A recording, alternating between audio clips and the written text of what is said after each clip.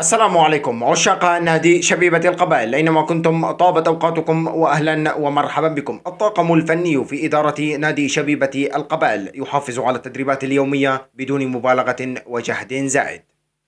أولا، القسم الأول من هذا الفيديو هو عن حالة اللاعب بن داود. اللاعب بن داود تعرض لضرر في مباراة تطبيقية. تعرض اللاعب بن داود لإصابة بعد التحام قوي وسقوط مقلق خلال مباراة تدريبية، مما أثار خوف الطاقم الفني. قام الطاقم الفني بفحص حالته وتبين لهم بأن أموره جيدة وهو في حالة مستقرة. يتبع الطاقم الفني منهجية التحضير الذكي للجهد، يمزج بين التمارين الرياضية وتمارين القوة لتجنب الإرهاق.